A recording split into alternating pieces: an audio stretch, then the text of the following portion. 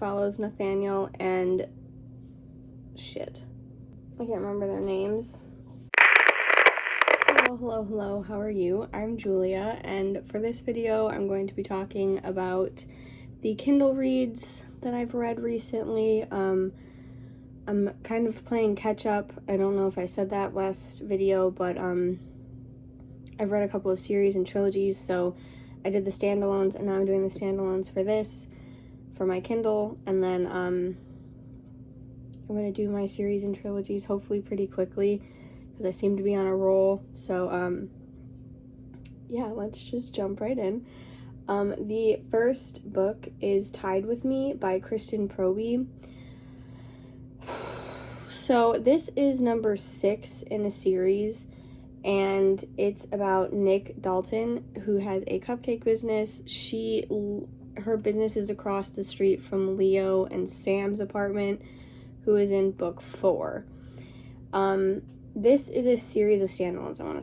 Let's back up for a second. This is a series of standalones, and it follows like a family and like their children and like another family and their kids. So like not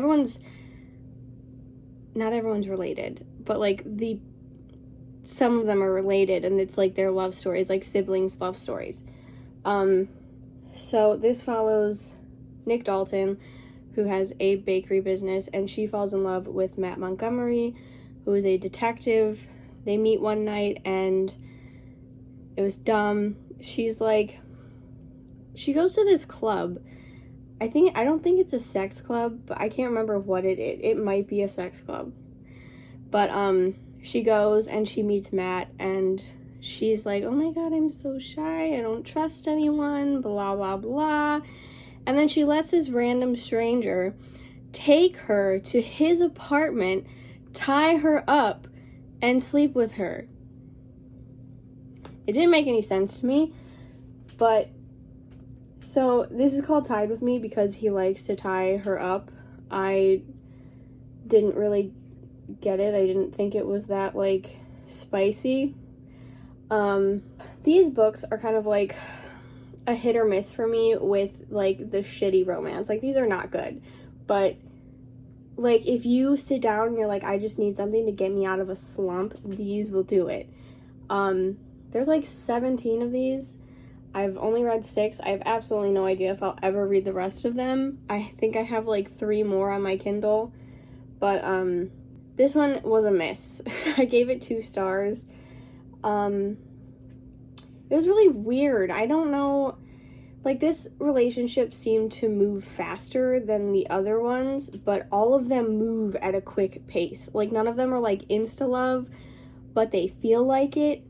Like, she was really annoying. Like I said, she's like constantly has her guard up and like doesn't want to trust him, and he's over here like, I do not want a girlfriend at all. So they're just like sleeping together, but it's more than sleeping together, you know, that whole thing. And like, I don't even know like the timeline of this, but like Matt is like, oh, I don't want a girlfriend, and then he's talking to his brother at one point, and he goes, yeah, she's the one. And I was like, how long have you guys been together? Because they slept together the first night, and then they leave. Like, he has to go because he's a detective. Something happens, and then he never reaches out to her. And she does a cake for a wedding for like his brother or his sister-in-law or something. And he sees her and he's like, oh my god. And she's like, oh my god. And she tries to run away, but he catches up, and it starts their whole thing. And he tells his dad, not his brother, sorry. I don't know, it was just annoying. I didn't like them. He was annoying with this whole dom thing. Like, he was like trying to be dominant, but at times it was like really, it was not dominant, it was abusive. And then her, like, with her guard up, like, she was like a total bitch to one of the characters because she was asking questions and she like got really defensive, and I didn't like that. What I mean by me not liking that part is that it felt strange that she was like being defensive about this when she didn't care. but like they were just trying to protect him and be like, watch out for him, and she was just being rude about it. And the reason she breaks up with him is so dumb. Like, she doesn't even talk to him about it. She just, like, breaks up with him over something that she doesn't know the answer to. Like, she doesn't talk to him about it. She doesn't know how he's gonna feel about what's wrong with her. And she's just like, I'm gonna break up with him. It was dumb. I hated it. It wasn't a good one. But I do think some of these are good in the series that, like, they're like I said, they will get you out of a slump. Like, they're those reads. Next is Say Yes by Elle Kennedy. So I'm gonna read the synopsis for this one because it's a novella. So, maid of honor Amelia is looking for some stress-busting fun the night before her best friend's wedding, and what's more fun than a no-strings hookup? Good thing there's an app for that, and she's in luck. The sexy stud she swipes right on is more than happy to fulfill her sexual needs. Her hot night with Dirk is everything she knew it would be. But this morning, he looks a hell of a lot like the groom. So, I'm not usually a novella fan, but I actually really enjoyed this. I felt like, in novellas, I feel like there's never enough time to really get to know the characters. So we're sitting there and we're like, we don't really emotionally connect with them or, like, connect at all with them in any way. And I felt like that was different with this one. Like, I felt like I knew them slightly and their reasonings and what they were doing and why they were doing it, and I liked that. I thought she wrote this really well. I think it's only like 55 pages, 59. I really liked Evan and Amelia, who is Dirk. It actually made me laugh a couple of times. Like, it was super cute because they were both like, this is so fast. Like, I think what's nice about some authors is that they make their characters self-aware of what's going on. So, like, they both were like, wow, this is super fast, but they both were gonna do it anyway. Like, I hope that makes sense. But,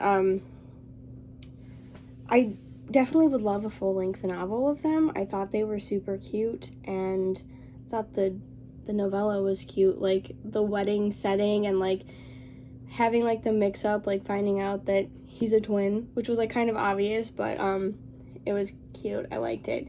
I also thought the epilogue was gonna be a full chapter, and it's only, like, it's not a full chapter at all. It's just, like, a page. Not even. It's just, like, a sentence. But, I gave this 4 stars. I did really enjoy it, and I really enjoy Elle Kennedy's. Next is Filthy Gods by R. Scarlett, which follows Nathaniel and Juliet. They go to school together at Yale. She is poor and has to work jobs in the summer. I believe she's also an orphan, so, like, she doesn't have any family. And she's working at this, like, beach resort place thing. And it's Nathaniel's family's resort, and he has, like, these 3 friends who are called the American Gods. This is a novella as well, or a short story. I don't know. It's 168 pages. It basically follows them in their summer. So it's like a summer type romance thing, and them kind of like, it's like a hate to love. They, like, did not get along at Yale, and they still have to go back. They, like, debate all the time, and it's just, like, hatred, but, like, it's not hatred because he kind of likes her, but she turned him down. It's, like, that thing. So, there's not really much to say about it. Like, there's no real, like, I don't know. This was, meh. Like, I gave it 3 stars. It wasn't, like, terrible, but it also wasn't very memorable. I think if it was longer and had more detail, I think it would have been better. It was a quick read, though, so there's that. It was good that way. Like, I don't think it was bad. Like, I don't want to, like, bash this author, but I feel like it could have been longer and better, and like got in more depth about their relationship beforehand as well as during, because it was very like, I felt like we didn't get much. And then the ending I thought was stupid as well. Like, I don't know, like the whole breakup thing in these books is dumb to me, but I don't know, maybe that's just me. It's not just me. The whole non-communication trope makes my blood boil. I hate it. I wish it would just go away and end. I wish authors never, ever, ever wrote that shit ever again. It's pointless and stupid, especially in new adult books. Like, they are not teenagers anymore. This is not, like, they're not being controlled by their parents. I guess in this instance, she kind of was, but he wasn't, and it was just dumb.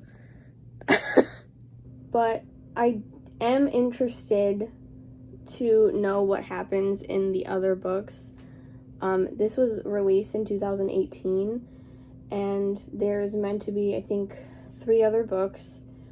They have not been released yet, and I don't know why. I think it's because of LJ Shen, because she's a bitch, and the author, like, stopped writing. So that's unfortunate. I don't know if she's ever going to actually release anything with this series, but I am interested, if she does, to find out what happens with the other 3 guys, because the whole like side story is that they went on a sailing trip, 4 of them, and only 3 came back. And I think the kid's name is Andrew. He, like, there was a storm and they like went over and they couldn't get him, so he like drowned at sea. I don't think he drowned. I think he's alive. So I think it'd be interesting to read that and like see what happens when dude comes back, you know? Okay, so the next is The Map of Tiny Perfect Things by Lev Grossman, which follows Margaret and Mark. Mark wakes up and realizes that he is in the same day. I think it's August 3rd, over and over and over again. So it's a Groundhog's Day, like, retelling type thing. And then he finds out that Margaret is also stuck in the same day. And he doesn't know why. We don't get her point of view, so we don't really know why she's there. We don't know why he's there. But they're just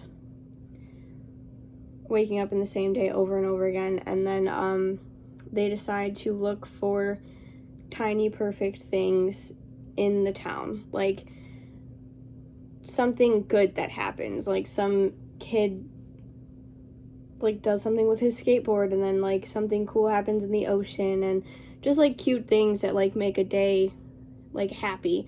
So I thought that was cute. I gave this 2.5 stars because I thought it ended very abruptly, and I understand why it ended abruptly, but I didn't like that it ended abruptly. This is another novella, and I didn't particularly like it. I need to stop reading novellas, but I just don't. I continue to pick them up on occasion, and every time I do, I regret it. I didn't really feel a connection to either character, and I was kind of disappointed by that, because this was about them like kind of connecting with each other, and I didn't feel like there was really a connection between the 2 of them.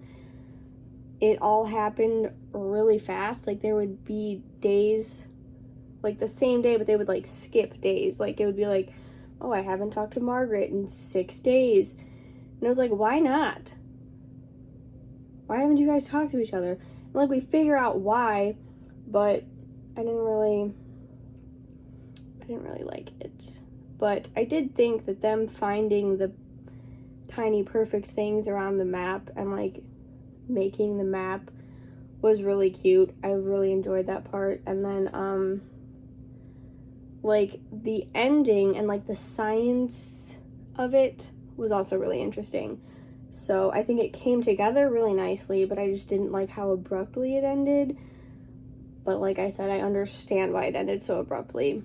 So it was a cute read. It was quick, but not that impressed, unfortunately. I watched what is it called? His other book. His like series. What did you write? The Magicians. I watched that on Sci-Fi, I think, and the first season was great, and then the second and the third season I stopped watching because I got bored. But yeah, so that's it. Those are the 4 standalones that I've read. Seems like I just read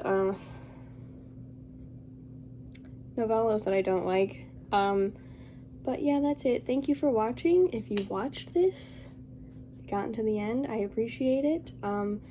Remember to like, comment, and subscribe. All of my social medias will be linked down below if you want to follow those and all that jazz. Yeah, that's it. Thank you for watching. Have a good day. Bye.